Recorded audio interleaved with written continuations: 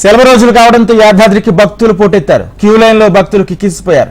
ఉదయం నుంచే భక్తులు అధిక సంఖ్యలో రావడంతో యాదాద్రికి భక్తుల తాకిడి పెరిగింది. క్యూ లైన్ లో ఏసీలు పనిచేయకపోవడంతో ఓ భక్తుడు సొమ్మసిల్లి పడిపోయారు. వెంటనే అతన్ని ఆలయ ప్రైమరీ హెల్త్ సెంటర్ కు తరలించారు.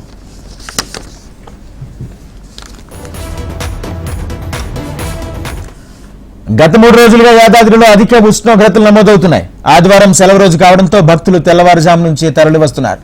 కొండపైన ఏర్పాట్లు చేసిన క్యూ లైన్ లో ఏసీలు పనిచేయకపోవడంతో భక్తులు ఇబ్బందులు పడుతున్నారు. ముఖ్యంగా క్యూ లైన్ హాల్లో భక్తులను అధికంగా పంపించడం, హాల్ నిర్మాణంపై కప్పు దగ్గరగా ఉండడం, ఎండ తీవ్రత గణనీయంగా ఉండడంతో భక్తులు అస్వస్థకు గురవుతున్నారు.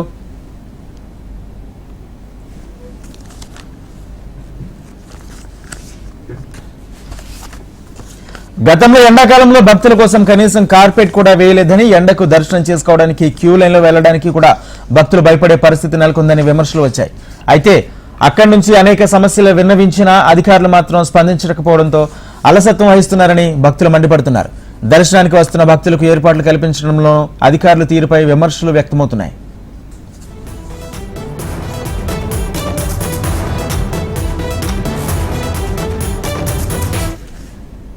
సెలవు రోజు కావడంతో యాదాద్రికి భక్తులు పోటెత్తారు. క్యూ లైన్ లో భక్తులు కిక్కిరిసిపోయారు. ఉదయం నుంచి అధిక సంఖ్యలో రావడంతో యాదాద్రికి భక్తుల తాకిడి పెరిగింది.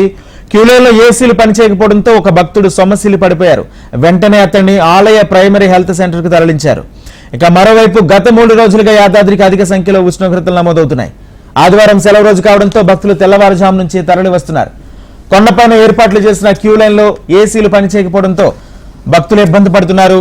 ముఖ్యంగా క్యూ లైన్ హాల్లో భక్తులు అధికంగా పంపించడం, హాల్ నిర్మాణం పైకప్పు దగ్గరగా ఉండడం, ఎండ తీవ్రత గణనీయంగా ఉండడంతో భక్తులు అస్వస్థకు గురవుతున్నారు.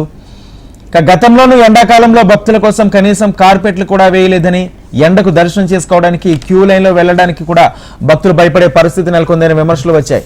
అయితే అక్కడి నుంచి అనేక సమస్యల కోసం విన్నవించినా అధికారులు మాత్రం స్పందించడంలో అలసత్వం వహిస్తున్నారని భక్తులు మండిపడుతున్నారు.